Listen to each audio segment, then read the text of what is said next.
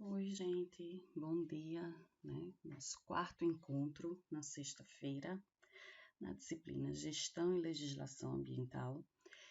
E hoje a gente vai falar sobre os instrumentos da Política Nacional do Meio Ambiente. Estão lembrados que semana passada, né, a nossa aula foi sobre a Lei 6.938, que é a Política Nacional do Meio Ambiente, e os instrumentos dessa política, né? Então, ficaram dois instrumentos aí bem importantes que eu falei para vocês que a gente ia fazer eles em separado. E que instrumentos são esses? É o instrumento de avaliação de impactos ambientais e de licenciamento ambiental. Então, só para a gente entender por que eles estão juntos, deixa eu fazer uma geral para vocês. Todo empreendimento, né?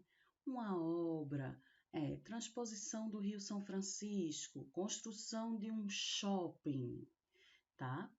Ele vai causar impactos, transformações no meio ambiente, no espaço ali onde ele vai ser construído e nos arredores, tá certo?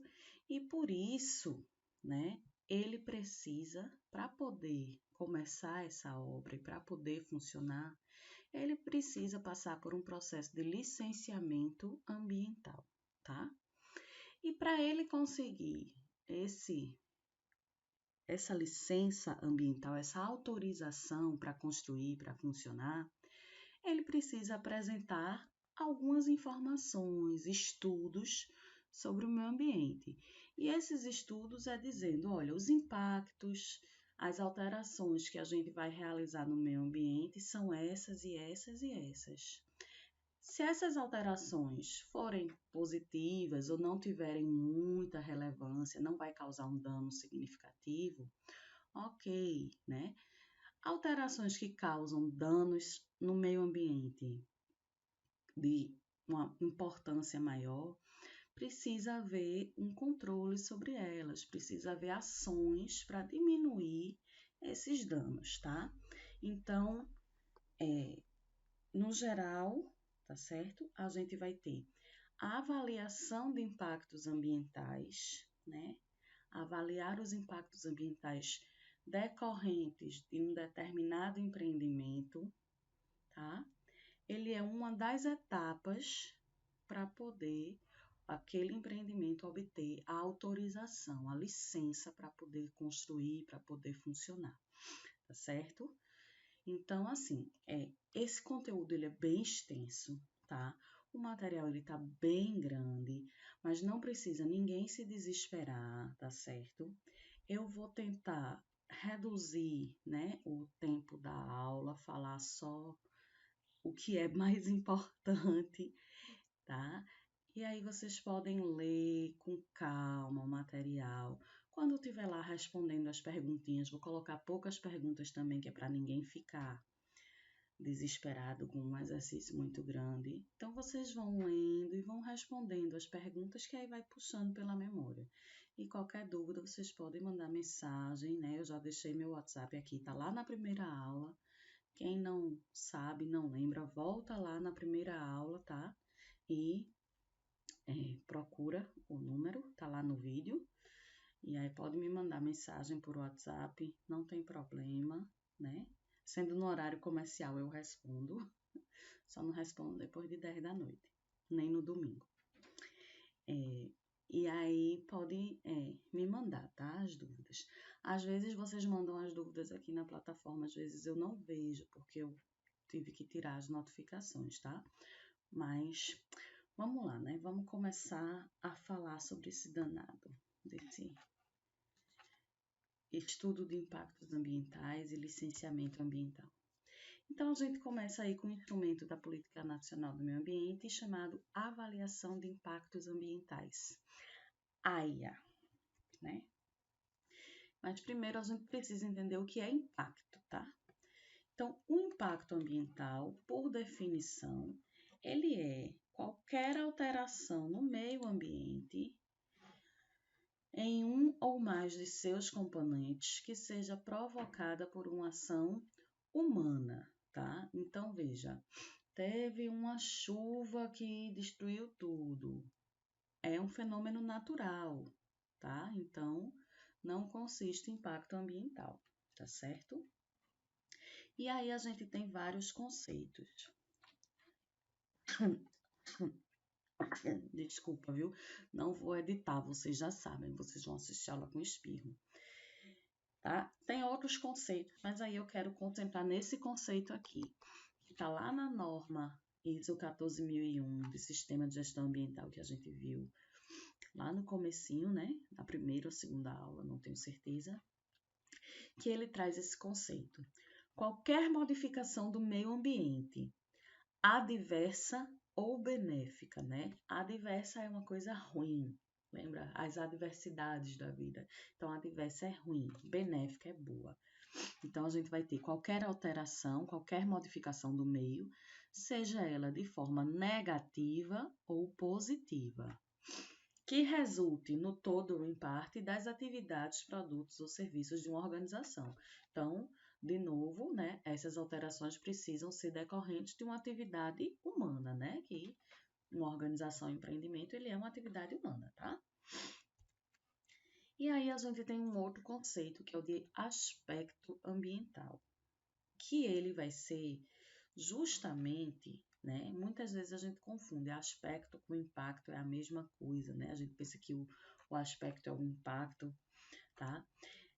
Conceitualmente, o aspecto é o elemento das atividades, produtos ou serviços de uma organização que pode interagir com o meio ambiente, tá? Então, aqui eu coloco para vocês, a emissão do poluente não é o impacto. O impacto é a alteração que vai acontecer no meio ambiente por conta da entrada desse poluente, tá? Então, alguns exemplos aqui, ó. Eu tenho aqui uma atividade, por exemplo, lavar roupa. Um aspecto dessa atividade é o consumo de água. Se a gente consome muita água, em que isso pode alterar no meio ambiente? Pode diminuir a disponibilidade de água, tá? Então, entenda que o impacto é o efeito resultante, né, dessa ação no meio ambiente. Então, quando a gente tiver em dúvida, pensa assim, essa alteração, isso é alteração no meio ambiente? Consumo de água é uma alteração no meio ambiente? Não, ele vai causar uma alteração no meio ambiente, mas não é a alteração. O consumo de água é uma atividade que eu faço, né? Que eu consumo água quando vou tomar banho, quando vou lavar roupa, quando vou lavar louça, tá?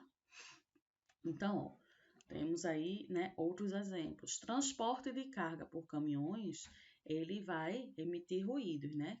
Quem já morou aí perto de uma rodovia ou quem já morou numa avenida movimentada sabe, né, que aquele barulho de carro o dia todinho, de caminhão, de ônibus.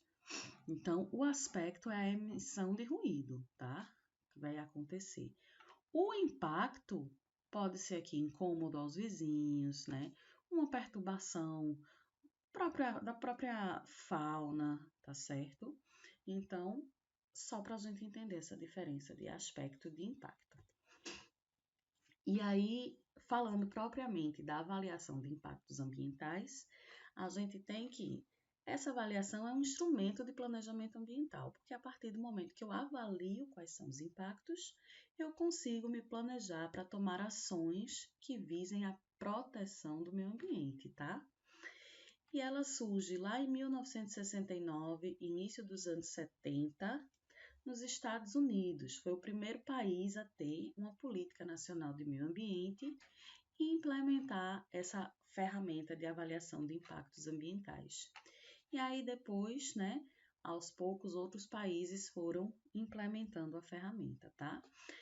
No Brasil, a ferramenta surge na Política Nacional do Meio Ambiente, em 1981, ou seja, de 70 para 81, 11 anos.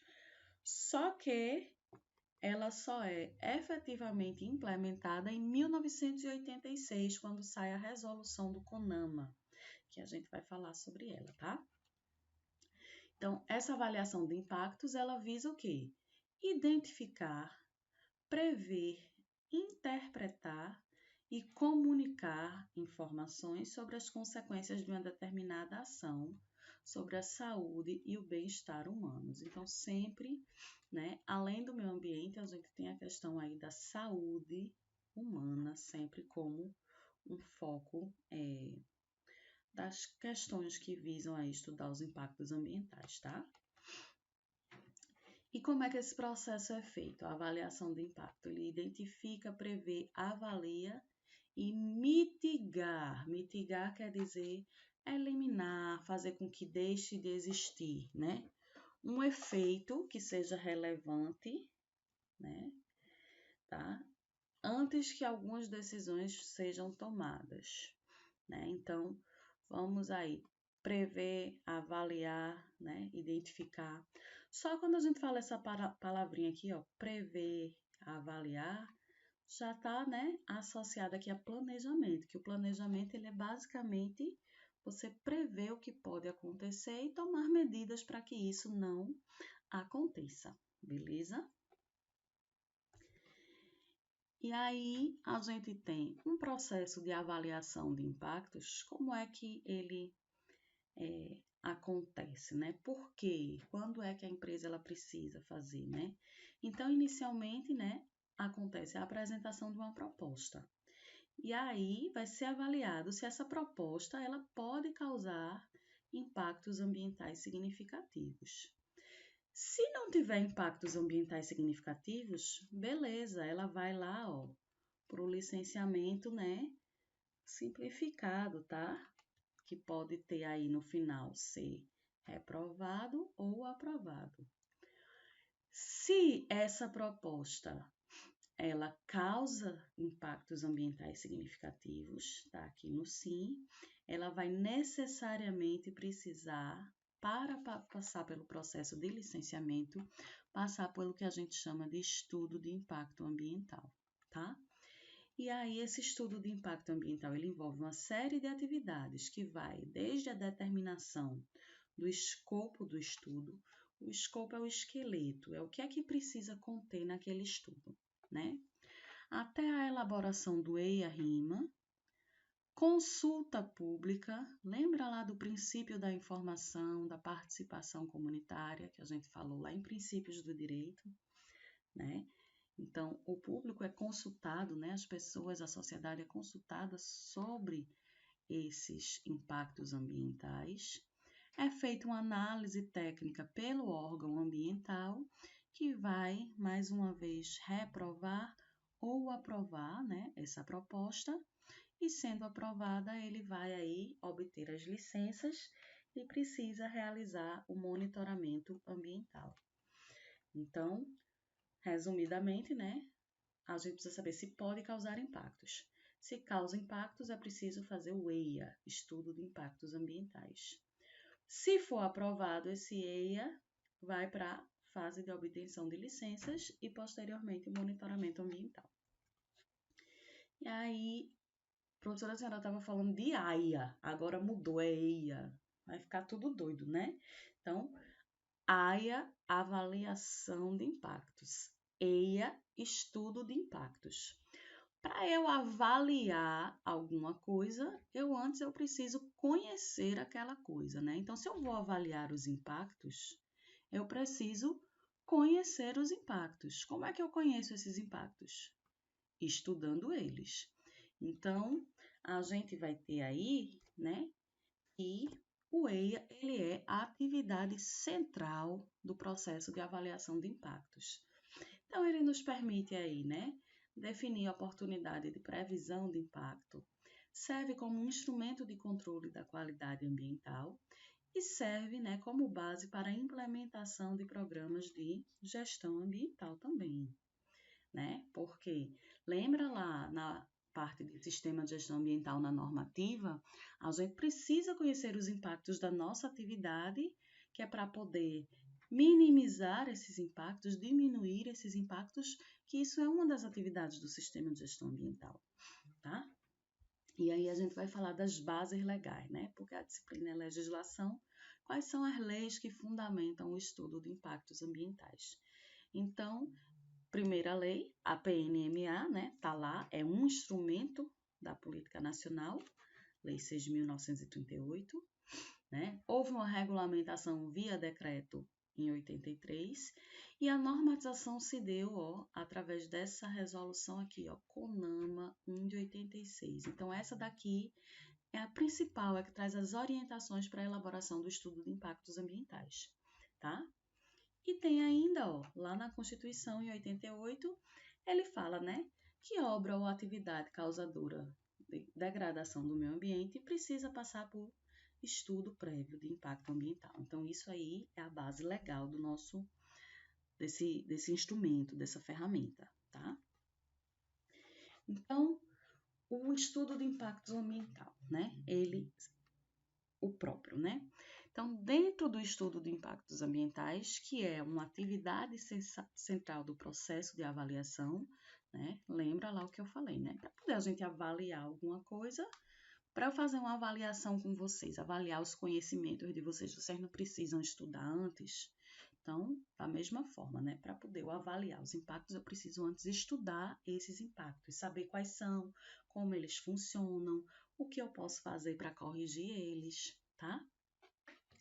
E aí a gente tem 2 documentos que eu vou falar para vocês aqui. A gente tem o EIA em si e a gente tem o RIMA. Vocês vão ver muito aí, o EIA-RIMA do empreendimento tal, o EIA-RIMA, tá?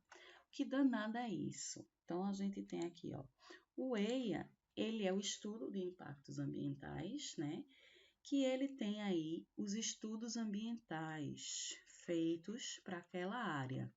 Então, ele tem a apresentação dos impactos, previsão de futuros impactos e medidas para controlá-los. Só que tudo isso numa linguagem técnica. É um documento técnico que vai ser apresentado ao órgão ambiental. E o órgão ambiental vai fazer uma análise também técnica, tá? E aí a gente tem o RIMA. O RIMA, gente, não é outra coisa não, tá? O RIMA nada mais é do que você pegar tudo aquilo que está lá no EIA e dizer assim, vamos traduzir para uma linguagem mais fácil, que as pessoas normais, que não são técnicas da área, possam entender, tá? Então, o RIMA é um outro documento, tá? Que ele traz as conclusões resumidas, ele não traz tantos detalhes técnicos, tá certo? Porque a finalidade do RIMA é diferente da finalidade do EIA. Então, ele traz as conclusões resumidas com uma linguagem simples e objetiva, tá certo? Tornando-o formal perante o poder público e a sociedade. Ele é menos técnico e é voltado para as consultas públicas. Está obrigatoriamente atrelado ao estudo de impactos ambientais. Ou seja, eu vou fazer só o documento técnico, estudo de impactos ambientais. Vai não, tem que fazer os dois. Tem que fazer o estudo e tem que fazer o relatório, tá? Os dois, eles são como se fosse uma coisa só. Qual é a diferença básica? A linguagem, né? Uma tem a linguagem bem técnica, o outro tem uma linguagem simples, uma linguagem popular, uma linguagem acessível, de forma que a gente possa entender, tá? E aí, um documento ele é para análise técnica do órgão ambiental e o outro ele é para que as pessoas conheçam aquele empreendimento e conheçam os impactos daquele empreendimento. Mas por que as pessoas precisam conhecer os impactos daquele empreendimento? Porque, né, elas estão ali, na proximidade do empreendimento, então elas vão ser afetadas também, né? Não é apenas o meio ambiente que vai ser afetado, essas pessoas também vão ser afetadas. Então, elas precisam conhecer os impactos que vão acontecer sobre elas também, tá? E aqui eu trago exemplos, né, de atividades que exigem EIA-RIMA. Na verdade, não são exemplos. Isso aqui é um anexo da norma da Resolução CONAMA 1 de 86, que diz todos os empreendimentos que obrigatoriamente precisam apresentar o estudo de impactos ambientais para obter licença. Então, estradas com 2 ou mais faixas, né? Ferrovias, portos, terminais de minério, oleodutos, gasodutos, troncos coletores e emissários de esgoto sanitário, linhas de transmissão, obras hidráulicas, tá? Barragens para fins hidrelétricos, de saneamento ou de irrigação, abertura de canais para drenagem, para irrigação, retificação de cursos d'água. Então, tudo isso aqui, tá? Só tô destacando aqui porque isso aqui é da área da gente, né? De saneamento, tá? E aí, diversas outras atividades, né? Extração de combustível, minério, ó, aterro sanitário, né? Também é uma atividade relacionada a saneamento. Geração de eletricidade, complexos e unidades industriais e agroindustriais. Então, quase todas as indústrias, elas precisam de EIA-RIMA, tá certo? Exploração econômica de madeira ou de lenha, se for uma área acima de 100 hectares.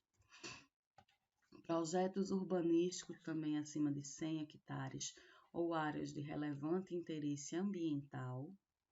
E qualquer atividade que utilize carvão vegetal, mais de 10 toneladas por dia. Resumindo, né, todos esses tipos de empreendimento, eles são atividades que têm impactos significativos sobre o meio ambiente. Então, qual vai ser a atividade que exige o EIA-RIMA?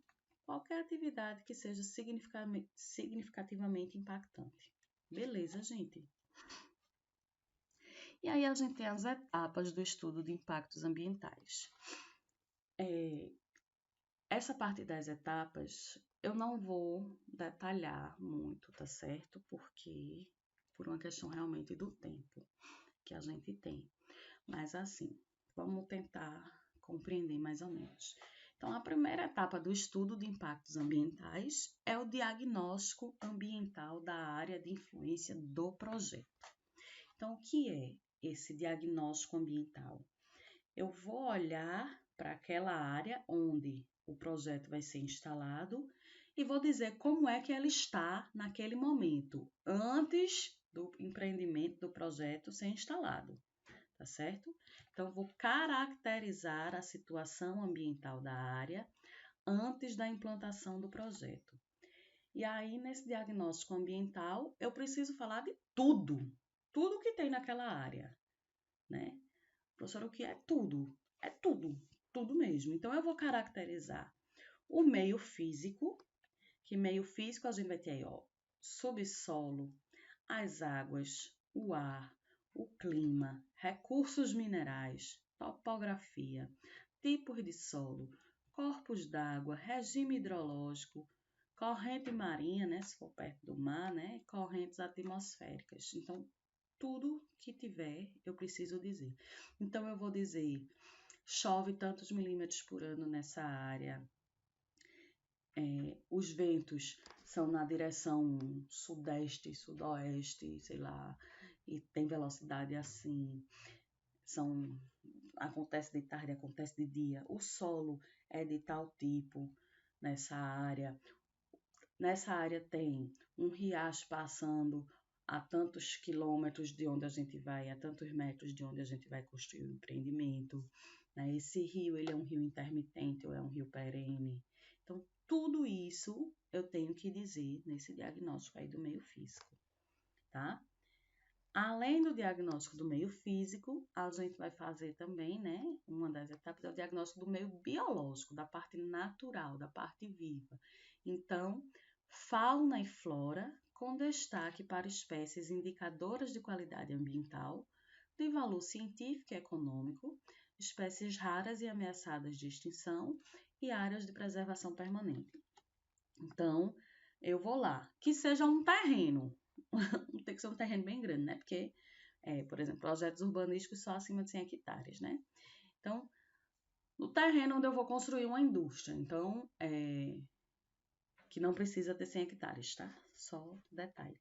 Se for uma indústria, o tamanho da indústria. Então, vou ter que mexer lá no terreno para poder construir a indústria. Então, eu tenho que fazer a caracterização de tudo que tem naquele terreno ali, tá? Do meio biológico. Então, eu vou dizer, olha, nesse terreno aqui, eu encontrei tais tipos de vegetação, encontrei tais tipos de animais, né? Aí esses animais podem ser insetos. Encontrei escorpião aqui, né? Alguém pode dizer, escorpião não tem problema não, pode matar. Mas se esse escorpião for uma espécie rara, uma espécie endêmica, né? Uma espécie que seja um indicador de qualidade ambiental, ele é importante para o ecossistema. E a gente precisa saber da presença dele ali, tá? Encontrei lá no terreno onde eu vou construir minha indústria, tem pé de aroeira. É importante a gente saber disso. Só tem mato, não tem nada, só tem grama. Também é importante a gente saber, porque se é só grama, só mato, como se diz, né? Então não vai ter tantos impactos ambientais a retirada dessa vegetação, tá? E aí também é importante fazer o diagnóstico do meio socioeconômico. Então, vejam, o diagnóstico ambiental ele envolve o meio físico, o meio biológico e o meio socioeconômico. Lembrando que a parte socioeconômica envolve as pessoas, né? Então tem aí, ó, uso e ocupação do solo, os usos da água, socioeconomia, destacando principalmente sítios e monumentos arqueológicos, históricos e culturais da comunidade, tá? Relações de dependência entre a sociedade e os recursos ambientais e a potencial utilização futura desses recursos. Então, se tiver sítio arqueológico, se tiver patrimônio histórico, se tiver alguma atividade cultural naquela área, naquela região. Eu vou dar um exemplo do que aconteceu no Recife, no Cabo de Santo Agostinho, para ser mais específico. No Cabo de Santo Agostinho existia uma festa tradicional que era chamada Festa da Lavadeira. E essa Festa da Lavadeira ela acontecia num determinado local. E esse local ele foi simplesmente todo urbanizado, né? Tiraram a Festa da Lavadeira desse local para poder construir um condomínio, tá? Então, foi um problema gravíssimo que aconteceu, houve vários protestos, mas não adiantou, né? O condomínio já está lá construído, não tem mais o que fazer, tá certo? Mas assim, só para a gente entender, ó, uma manifestação cultural, como a Festa da Lavadeira, mas ela deveria ter entrado lá no diagnóstico e ter sido considerada, porque era tradicional que aquele evento, né, ele fosse ali naquele lugar, tá? Então, não é uma coisa aleatória, ele tinha um motivo para ser ali naquele lugar, tá? Então, questões culturais, elas devem ser consideradas na etapa aí de diagnóstico ambiental. Aí, eu vou voltar um pouquinho aqui, ó. Quando eu falo diagnóstico ambiental da área de influência do projeto, aí a gente vai ter, né, 3 tipos de área de influência. A gente vai ter a área diretamente afetada, a área de influência direta e a área de influência indireta, né?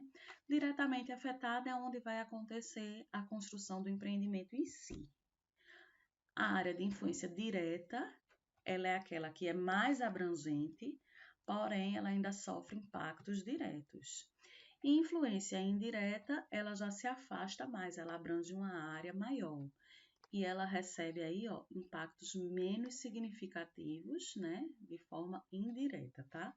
Então, vou dar um exemplo da construção do IFPE.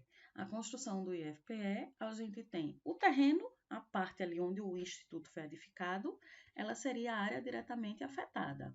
Mas ali, aquela região ali perto, ali onde é Dona Diva, né, onde é Kátia, aquela rua que chega ali, né, nas proximidades, aquilo ali faz parte da área de influência direta, porque também sofre os impactos da presença, né, da instalação e do funcionamento do instituto ali, tá? Uma área de influência direta seria mais afastada, a gente poderia considerar, né, locais mais afastados, até o centro da cidade seria uma área de influência indireta, porque tem impacto decorrente da instalação do empreendimento, tá? Mas não se preocupem com isso aqui, depois vocês dão uma lidinha, né? Mas não se preocupem muito com esse detalhe, tá?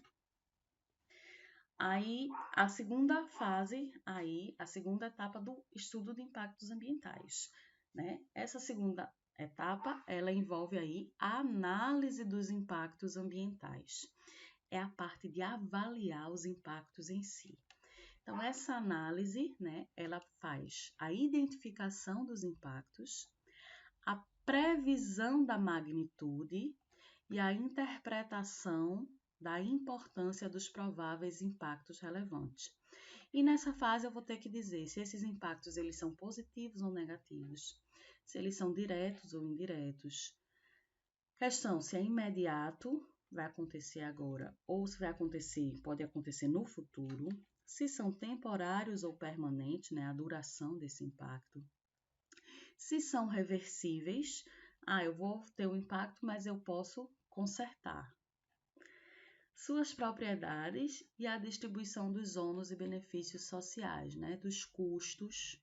Ônus é uma coisa ruim, que gasta. Benefício é uma coisa boa, que ganha, né? Dos ônus e benefícios sociais. Então, nesse momento de avaliação própria, né, da análise dos impactos, é quando eu digo, né, olha, esse impacto aqui, ele é mais significativo do que esse outro. Deixa eu ver, por exemplo, eu tenho retirada de vegetação, supressão da vegetação, que a gente chama, né? Vai retirar a vegetação, limpar o terreno para poder construir um empreendimento, tá? Isso é um impacto que ele tem uma determinada relevância, tá certo? Ele é um impacto para o meio ambiente considerado negativo, né? Porque você está perdendo espécies, é uma perda de habitat para espécies animais, tá? Quando você tira a vegetação de um terreno, né? Ele é aí imediato, porém ele tem uma duração permanente, né? Depois que você retirar a vegetação e construir um negócio em cima, a vegetação não vai crescer por baixo, tá? Ela pode até crescer em outro lugar, mas ali por baixo do empreendimento ela não vai crescer. Mas aí, qual é a magnitude? Esse impacto ele é muito significativo ou não tem tanto, não é tão importante esse impacto? Então, é aqui nessa fase que vai ser definido isso, tá certo? E aí, a terceira etapa define-se as medidas mitigadoras para os impactos negativos. Então, se a gente tem um impacto negativo, tá? A gente vai ter que definir medidas mitigadoras, aquelas que são para evitar, ou pelo menos para melhorar as condições, né, dos impactos negativos. E aí a gente tem equipamentos de controle, sistemas de tratamento de despejos e várias outras medidas de mitigadoras, né? Medidas de controle de impacto. A gente já falou um pouco de medidas mitigadoras quando a gente falou lá de sistema de gestão ambiental. Etapa 4, elaboração do programa de acompanhamento e monitoramento. Então, esses impactos positivos e negativos, eles precisam ser acompanhados, né? Os positivos para ver se continuam positivos e os negativos para ver se estão lá sendo mitigados, se eles não estão aumentando, se eles não estão causando mais danos ao meio ambiente, à sociedade, tá? Então a gente precisa acompanhar. E aí o RIMA, né? Como eu já falei para vocês, ele é o relatório do estudo de impactos que traz as principais conclusões para uma linguagem comum para que qualquer pessoa possa entender o que está posto ali, né? Porque, de novo, né, o objetivo do RIMA é que a sociedade consulte ele, possa entender qual é a proposta que aquele empreendedor está apresentando, né? E quais são os impactos que vão me afetar enquanto sociedade que vive ali junto daquela área onde vai ser o empreendimento, tá? Então, ele é um instrumento de divulgação, discussão e julgamento por parte dos envolvidos.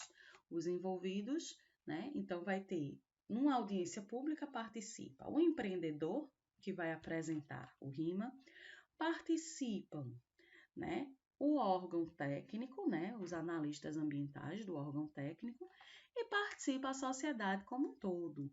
E a sociedade, juntamente com os outros atores que estão lá presentes, vão discutir, né, esses impactos ambientais e o que a sociedade colocar vai ser levado em consideração, tá certo? Na hora que o órgão ambiental for definir pela aprovação ou não daquele relatório, tá certo? E concessão da licença, consequentemente.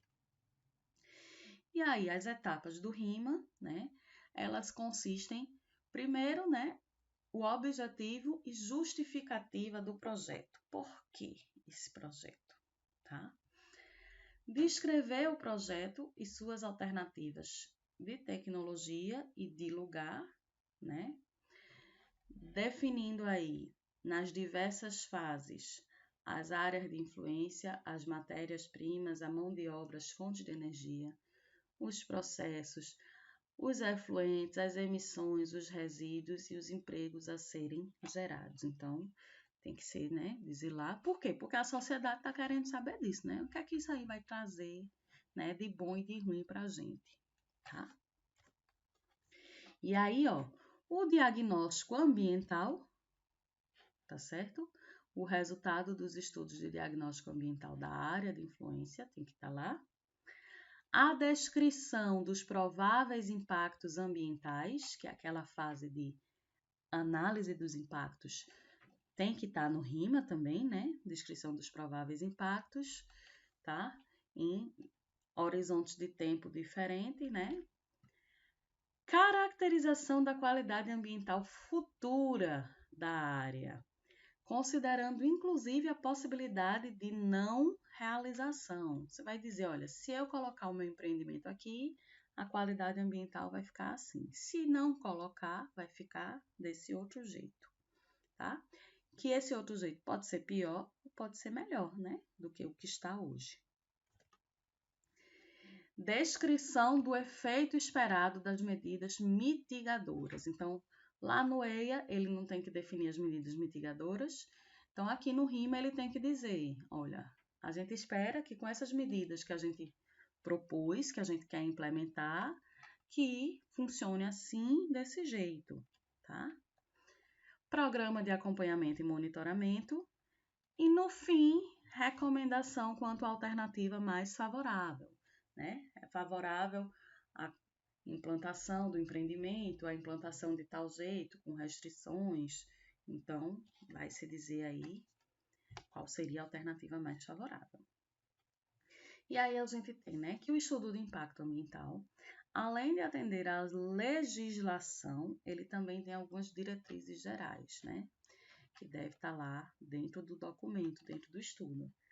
Ele deve contemplar todas as alternativas tecnológicas e de localização do projeto.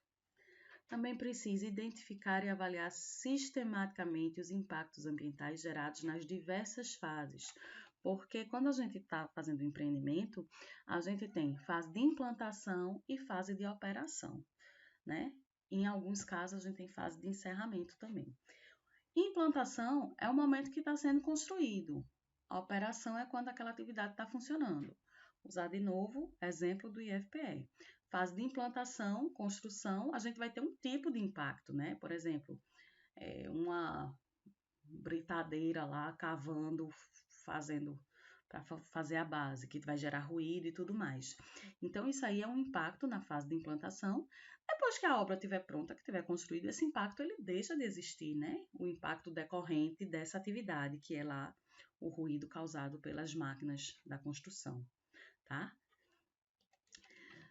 Ele tem que definir os limites da área que vai ser afetada, né? Sempre considerando a bacia hidrográfica, tá? Porque de acordo com a nossa legislação, a bacia hidrográfica ela é a unidade territorial básica de planejamento. Então, todo e qualquer estudo que você pegar de qualquer coisa, não só estudo de impactos ambientais, qualquer artigo que você pegar, que seja que fale da parte física, né, meio ambiente, você vai ver lá. Vamos falar, descrever. O meu projeto de pesquisa, ele acontece em Afogados na Engazeira. Acontece no município de Afogados na Engazeira, que está inserido na bacia do Rio Pajeú. Então, sempre a gente vai caracterizar e colocar qual é a bacia hidrográfica que a gente está, tá?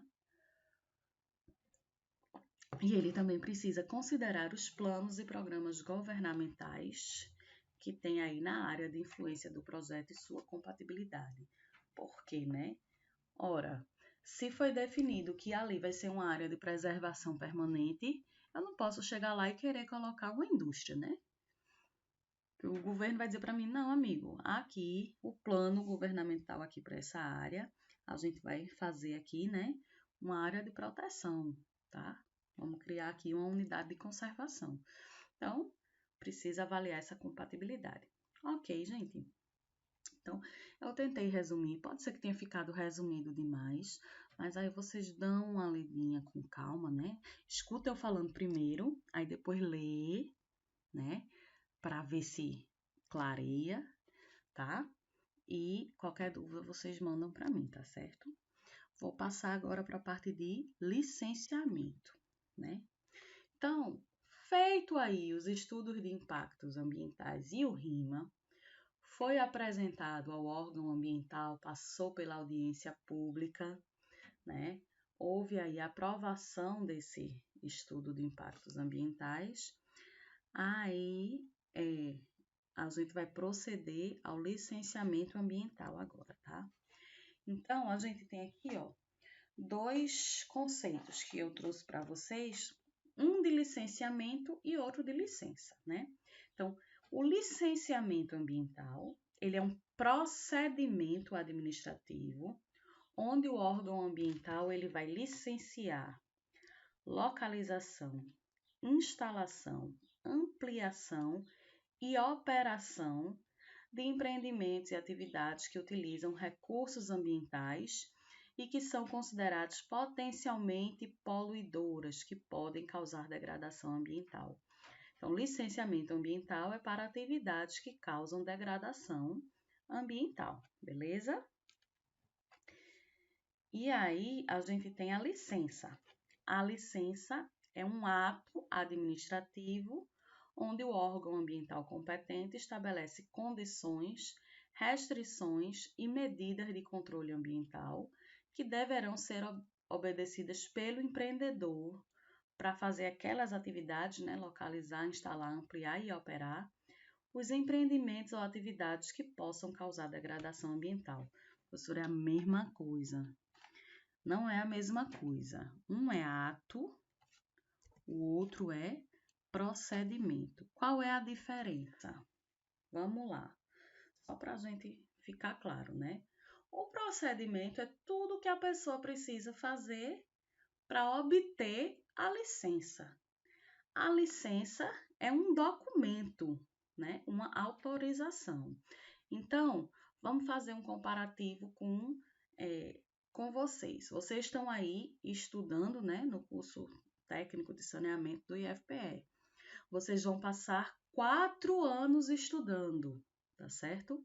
Qual é o objetivo de vocês ao final desses 4 anos? É obter o quê? Um diploma, não é isso? Então, durante esses 4 anos, vocês estão em processo, né? Vocês estão realizando procedimentos, né? Adquirindo créditos, né? Porque no IFP, a gente trabalha com créditos, né? As disciplinas, elas são contadas em créditos. Quando vocês atingirem uma determinada quantidade de créditos, né? Integralizarem os créditos, ou seja, cumprirem todas as disciplinas, todas as etapas do processo, aí sim é que vocês poderão obter o certificado de vocês, né? O diploma de conclusão do ensino médio, tá? Então, o processo, o documento, tá? Licenciamento é o processo, são as coisas que eu preciso fazer, as matérias que eu preciso pagar para poder obter lá no final o documento que é a licença. E lá na licença, ele tem escrita aí, né, as condições, restrições e medidas de controle. Da mesma forma que lá no diploma de vocês vai sair quais foram as disciplinas, no histórico, né? As disciplinas que vocês cursaram, as notas que vocês obtiveram, e lá no seu diploma sai as suas competências e habilidades, de acordo com a sua formação. No curso técnico de saneamento, as competências são tais e tais e tais, formação tal, tal e tal, serve para isso, tá? Deu para entender a diferença de licenciamento para licença. Licenciamento é todo o processo que a gente faz para poder chegar lá no documento, no papel, né? Na licença, tá? E aí, quais são os empreendimentos, né? Dependerão de prévio licenciamento do órgão ambiental competente, os empreendimentos e atividades utilizadoras de recursos ambientais que são consideradas efetiva ou potencialmente poluidora. Então, construção, instalação, ampliação, modificação, operação, localização, tudo isso precisa ser, né, licenciado, submetido ao processo de licenciamento ambiental, tá? Quero ampliar a minha indústria. Você precisa ter uma licença, uma autorização que te permita ampliar a indústria. A minha indústria está pronta, construir, agora eu quero operar, funcionar. Precisa que o órgão ambiental autorize o teu funcionamento, tá certo?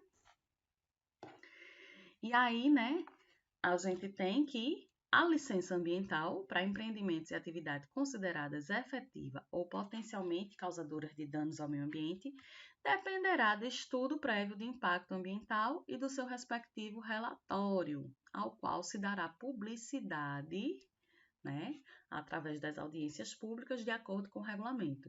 Então, ó, o licenciamento ambiental ele está lá, ó, atrelado, tá? Coladinho com o EIA-RIMA, que é um instrumento que a gente viu ainda agora. E aí, ó, eu falei muito de competência, né? De órgão ambiental competente. Quando a gente fala de competência, a gente está falando, né? Ah, ele é competente, ele é capaz de fazer aquilo. A gente competência, né? Quando a gente fala aqui na legislação, a gente está dizendo quem é o responsável por determinada atividade. Então, como órgãos competentes para fazer o licenciamento ambiental, a gente tem o IBAMA, tá? Então, quais são as competências do IBAMA? O licenciamento ambiental de empreendimentos e atividades com significativo impacto ambiental de âmbito nacional ou regional. Então, se a obra ela está localizada ou desenvolvida conjuntamente no Brasil e em país limítrofe, se esse empreendimento está localizado no mar territorial, na plataforma continental, que são áreas de domínio exclusivo da União, tá? Em zona econômica exclusiva, terras indígenas ou unidades de conservação do domínio da União, quem vai fazer o licenciamento é o IBAMA. Se é um empreendimento que está localizado em 2 ou mais estados, quem faz o licenciamento é o IBAMA. Cujos impactos ultrapassam os limites do país ou de um ou mais estados, também é o IBAMA. Então, só um detalhe, tá? Veja, a obra pode estar localizada em 2 ou mais estados. Professor, uma obra que está em 2 estados, temos, amigos, vamos dar um exemplo? Transposição do Rio São Francisco. A obra está passando, ó, por vários estados, passa por Pernambuco, Ceará, Bahia, Paraíba, né? Tá passando por vários estados. Aquela obra é uma obra bem grande, tá? Então, competência de licenciar a obra do IBAMA. Porém, eu posso ter aí a obra não está localizada em 2 estados, a obra está localizada só em Pernambuco. Mas os impactos ambientais diretos estão ultrapassando aí o limite do estado de Pernambuco. Os impactos ambientais estão chegando lá na Paraíba, que é o estado que faz limite aqui com o nosso estado, né, ao norte. Então, também vai ser competência do IBAMA. Se for numa área de domínio federal, também vai ser o IBAMA que vai licenciar, porque o IBAMA é o Instituto Brasileiro do Meio Ambiente e Recursos Naturais Renováveis, né? É o órgão ambiental executor da Política Nacional do Meio Ambiente. Lembra lá do CISNAMA, né? Quem é o IBAMA dentro do CISNAMA, certo? Ainda entra aí nas competências do IBAMA atividades destinadas a pesquisar, lavrar, produzir, beneficiar, transportar, armazenar e dispor material radioativo em qualquer estágio ou que utilizem energia nuclear em qualquer de suas formas e aplicações. Então, lembrados, falei isso, né, com vocês quando a gente falou da Constituição, não foi? Tudo que se refere à energia nuclear, material radioativo, é de competência da União, governo federal. Então, é o órgão do governo federal, o IBAMA, que vai proceder ao licenciamento. Bases e empreendimentos militares, se for o caso, né, que sejam áreas que precisem de licenciamento ambiental, tá? Também é competência do IBAMA, porque base e empreendimentos militares são empreendimentos, né, federais. Tudo que é militar também é da União, tá? A gente tem, por exemplo, lá no Recife, quando você vai chegando no Recife, ali na BR-232, do lado esquerdo, você tem o Comando Militar do Nordeste, né? Que ali é uma grande área tanto de treinamento, tem alojamento, tudo, e tem uma grande mata ali preservada, tá? Que antes tinha mais, né? Mas foi tirado para fazer as construções. Então, aquela área ali provavelmente precisou de licenciamento, dependendo da época em que ela foi feita. E aí, se a obra não tem aquelas características, ela pode ser licenciada pelo órgão ambiental estadual. Então, o licenciamento ambiental pelo órgão estadual, ele vai acontecer quando? Quando o empreendimento está localizado em mais de um município ou em unidades de conservação de domínio estadual, tá? Ou do Distrito Federal, não é porque ele seja federal, né? O Distrito Federal, ele responde, ele atua como um estado, né? Ele tem governador, inclusive, tá? Empreendimentos localizados nas florestas e demais formas de vegetação natural de preservação, né? Aqueles cujos impactos ultrapassem os limites territoriais de um ou mais municípios, aqueles que são delegados pela União aos estados a partir de instrumento legal. Vamos fazer uma pausa aqui. Então, por exemplo, construção, né, que seja localizado em mais de um município do estado, tá? Então, se eu vou fazer, né, uma estrada que liga, vou duplicar essa rodovia, essa PE aqui que liga Afogados ao município de Iguaraci. Não está passando por 2 municípios? Então, quem vai licenciar esta obra é o órgão estadual, tá? Vou construir uma barragem aqui em Afogados. Agora a barragem só está pegando o município de Afogados. Normalmente não acontece isso, tá certo? Barragem sempre pega mais de um município, né? A barragem de Brotas mesmo, ela vai até Iguaraci, se não me engano, né? Então, vou construir uma barragem, mas ela está localizada só em um município, mas ela tem impactos no município de Montante ou de Jusante, né? Então, ultrapassou o limite de um ou mais municípios.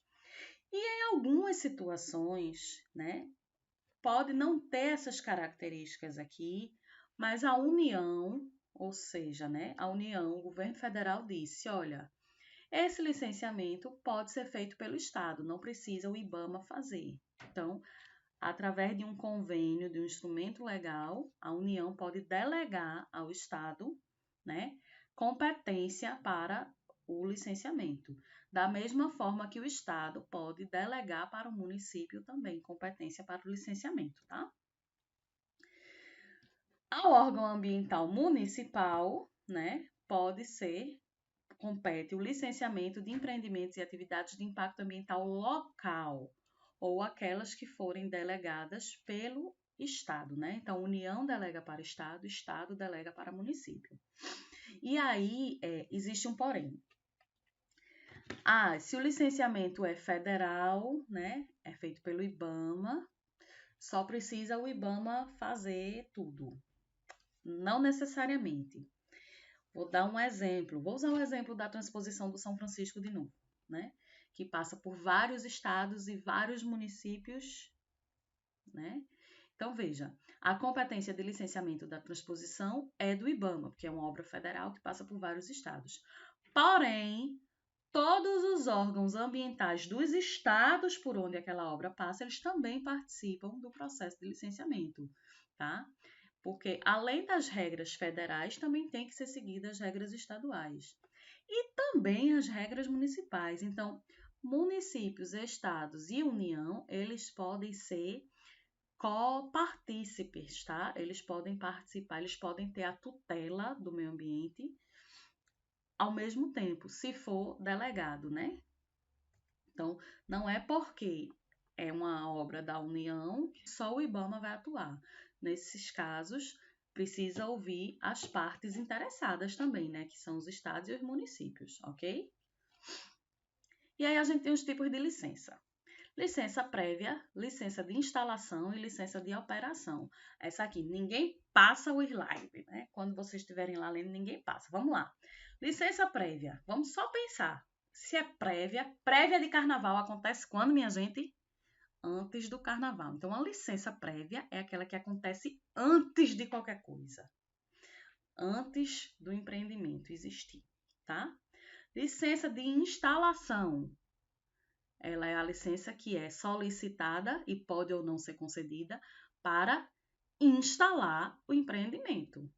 E licença de operação é aquela que o empreendedor, né, solicita para poder operar, colocar em funcionamento o seu empreendimento. Então, tipo de licença é fácil, né? É bem óbvio, a gente nem precisa olhar os conceitos, né? Isso, prévia é antes de tudo. Instalação é para poder eu instalar, para poder eu construir, a operação para poder eu funcionar, tá? Aí tem os conceitos bem bonitinhos para vocês lerem bem direitinho, né? Então, licença prévia é na fase preliminar, né? Antes de tudo. E a licença prévia, ela vai aprovar o quê? Localização e concepção, atestando a viabilidade ambiental. Então, o cara chega lá e diz, olha, eu quero fazer um empreendimento tal, desse jeito, aqui nesse lugar. Eu posso, aí solicita a licença prévia. Na CPRH, que é o órgão ambiental do estado de Pernambuco, órgão ambiental estadual, para solicitar essa licença prévia, ele tem um sistemazinho que você vai lá e desenha no mapa a área onde você quer construir seu empreendimento. Basicamente, você só precisa fazer isso para solicitar a licença prévia. Por quê? Porque o objetivo dessa licença é aprovar a localização, tá? Aí, pronto, já tem o local onde vai ser meu empreendimento. Agora eu quero instalar o meu empreendimento. O que é que eu preciso fazer? Solicitar a licença de instalação. Como é que essa licença vai ser concedida a mim? Preciso mostrar, né, os planos, os programas e os projetos, incluindo aí medidas de controle ambiental. Então, eu tenho que ter um projeto da obra, né, e o projeto de funcionamento também, né, com um cronograma dizendo quanto tempo vai levar aquela obra, tá? Aí vai ser, eles vão analisar o projeto, né, o órgão técnico ambiental. Pode ser o IBAMA, se for a nível de União, pode ser o órgão estadual ou municipal. Ele vai avaliar o projeto, só projeto até agora, e vai emitir aí a licença de instalação. Terminou de construir, o empreendimento está pronto, lá o prédio, lá onde vai ser minha indústria, está tudo pronto, bonito, as máquinas estão dentro. Posso funcionar já? Ainda não, né? Preciso solicitar a licença de operação, que autoriza a operação da atividade após verificar o cumprimento do que consta nas licenças anteriores. Ou seja, o empreendimento está pronto, o órgão ambiental vai lá ver se você fez tudinho de acordo com os projetos que você apresentou aqui. E aqui, se está no local que você disse que ia colocar, se os projetos estão, né, de acordo. Então, se tiver tudo ok, a licença de operação vai ser emitida. Se não estiver tudo ok, você não tem licença para funcionar. O que é que vai acontecer? Vai ficar lá aquele negócio lá construído sem funcionar para sempre, né? Para sempre não, né? Você pode fazer as adequações e solicitar de novo a licença de operação. Beleza? E aí eu trouxe aí alguns detalhes, né, que na CPRH, que é o órgão ambiental do estado de Pernambuco, tá? Ele tem aí, né, definido em lei estadual, dois outros procedimentos para a licença, que é autorização ambiental e licença simplificada, tá? Então, essa autorização ambiental, ela é para atividades que causam alterações no meio ambiente por um curto espaço de tempo, tá certo? Por exemplo, vai ter um grande show, já aconteceu isso, tá? Vai ter um show lá na praia de Maracaípe. Esse show ele vai ser numa área lá próximo à praia. Não tem casa de show lá, eles vão pegar uma área, vão cercar só para fazer esse show. É um empreendimento temporário, né, que acarreta alterações por um curto espaço de tempo. Então, ele precisa de autorização ambiental. Ele não vai fazer um licenciamento ambiental, né? Um show que vai durar, digamos, entre instalar o palco, ter o show e desmontar, digamos que dure 15 dias, que não dura, né? Dura uma semana no máximo. Então, ele não precisa passar pelo licenciamento, ele vai pedir uma autorização ambiental. E a licença simplificada são atividades de pequeno potencial poluidor, né? Que aí precisa de licença simplificada, tá?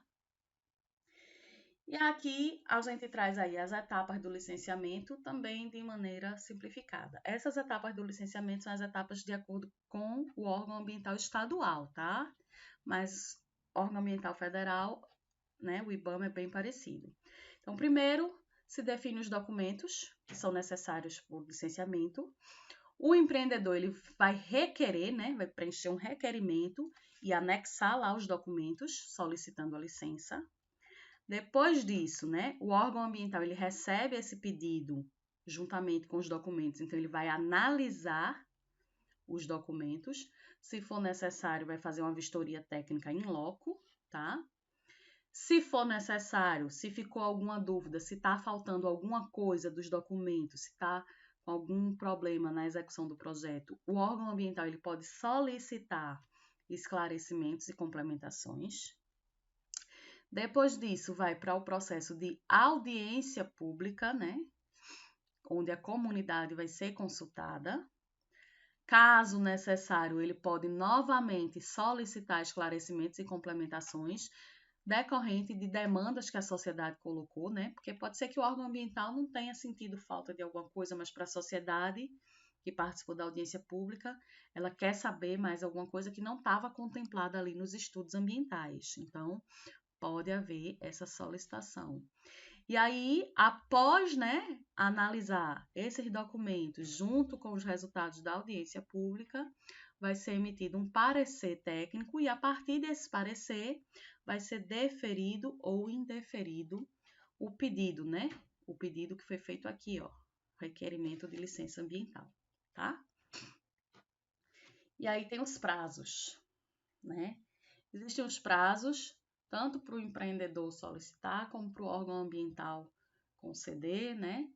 Então, a gente tem aí, a licença prévia, ela vale por, né, até 5 anos. Então, essa licença prévia, né, ela deve ser estabelecida pelo cronograma de elaboração dos projetos, né, que vão ser apresentados, e não pode ser superior a 5 anos, porque ninguém vai passar 5 anos fazendo projeto para começar o empreendimento. Quando você quer começar o empreendimento, você já está com quase tudo pronto, né? Já a licença de instalação, ela deve seguir, né, também o cronograma de instalação do empreendimento, o cronograma lá da obra, não podendo ser superior a 6 anos. Então, eu posso solicitar uma licença por 3 anos e depois pedir a renovação, né, por mais 3 anos, no máximo 6 anos, tá? Já a licença de operação, que é aquela que é, digamos assim, depois que já está funcionando, a pessoa de licença de operação não tem validade. Aquele empreendimento ele vai, né, já está operando, vai ficar pro resto da vida agora operando. Mais ou menos, né? Ela pode ser no mínimo de 4 anos e no máximo de 10 anos, tá? Enquanto que as licenças prévias e de instalação só podem ser renovadas uma única vez, né? A licença de operação ela pode ser renovada indefinidamente, tá? E o que é que vai dizer se essa licença vai ser de 4 anos ou do máximo de 10 anos? O tipo de atividade, tá certo? Então, se for uma atividade que seja muito causadora de degradação ambiental, que tenha muitos riscos, essa atividade ela vai ter a licença de operação por períodos menores. Por quê? Que é justamente para obrigar o empreendedor a estar sempre solicitando, né, a renovação da licença. E cada vez que ele renova a licença, os planos ambientais eles são avaliados novamente para ver se está tudo ok. Empreendimentos de menor impacto, que causam menos riscos ao meio ambiente, eles têm um prazo de licença maior, tá? E essa licença ela pode ser suspensa, né? O órgão ambiental ele pode ou modificar as condições da licença ou até mesmo cancelar uma licença. Em que situações? Quando existe inadequação de quaisquer condicionantes ou normas legais, né, uma violação da lei, não cumpriu a lei vigente, pode haver uma suspensão. Omissão ou falsa descrição de informações relevantes que subsidiaram a expedição da licença e graves riscos ambientais e de saúde. Então, veja, se foi identificado que lá no projeto o empreendedor colocou que ia ter uma estação para tratamento de efluentes, que os equipamentos dele de emissão de poluentes atmosféricos iam ter filtros de última geração com muita tecnologia, e o órgão ambiental constatar que, na verdade, não está funcionando assim, que ele fez uma falsa descrição, né? Disse que ia fazer uma coisa e não fez, ele pode cancelar a licença, porque ele só deu a licença, né? O que motivou a concessão da licença, o que subsidiou foi porque lá nos programas ambientais disse que estava tudo lindo, maravilhoso, estação de tratamento, filtros, né? Mas quando chegou lá na prática não estava funcionando. Então isso pode cancelar a licença. E atividades, né, que causam graves riscos ao meio ambiente e à saúde, que podem acontecer depois de algum tempo que a atividade esteja funcionando, né? Pode haver só modificação dos condicionantes ou pode haver até mesmo a suspensão da licença para adequação, tá? Lembrando que a licença foi suspensa, nunca mais ele vai ter, não. Ele precisa se adequar novamente e solicitar, requerer novamente a licença, tá? E aí, algumas atividades sujeitas ao licenciamento. Aí eu destaquei, né, os serviços de utilidade e obras civis, porque tem a ver com a gente no curso de saneamento. Então, a gente tem, ó, estações de tratamento de água, estações elevatórias, tratamento e destinação de resíduos industriais, né, resíduos sólidos urbanos, hidrovias, barragens, canais de drenagem, transposição de bacias. Então, não são só essas, tá? Tem uma lista imensa de atividades sujeitas ao licenciamento ambiental, quase todas as indústrias, né? Até a construção de uma casa ela precisa de licenciamento, tá? Embora que seja uma licença simplificada que o próprio município faz, mas também precisa de licença para fazer a obra, tá? Então, são muitos mais do que essas. Eu destaquei aqui essas que estão relacionadas à nossa área, né? Que é saneamento. E aí, também relacionado ao saneamento, né? Tem algumas normas complementares. A gente tem a resolução CONAMA 377 de 2006, que fala sobre licenciamento simplificado de sistemas de esgotamento sanitário. A CONAMA 5 de 88, que é licenciamento ambiental de obras de saneamento, né? E essa aqui, 404 de 2008, que é bem interessantezinha, que ela fala licenciamento ambiental de aterro sanitário de pequeno porte, tá? Que ela foi criada justamente para facilitar a implantação do aterro em pequenos municípios, né? Como o nosso município, que até hoje não tem um aterro. Então, o objetivo foi facilitar a instalação desses aterros sanitários para atender à lei da Política Nacional de Resíduos Sólidos, que tinha que acabar com todos os lixões até 2014. Estamos em 2020, tá, amigos? Não acabou ainda, tá certo? Então, o objetivo dessa resolução foi facilitar, né? Mas até agora, seguimos aí. Então, gente, eu sei que é muita coisa, né? Com certeza. E vocês têm aí bastante conteúdo, mas é por conta também, né? Da dinâmica que se estabeleceu. A gente só tem 5 encontros, né? Hoje é o nosso 4º encontro. Mas vou deixar o exercício bem simples. Qualquer dúvida vocês podem, né, me perguntar, tá certo? Sem nenhum problema. A gente tá aí para ajudar vocês, tá bom? Um cheiro, fiquem com Deus e até próxima semana.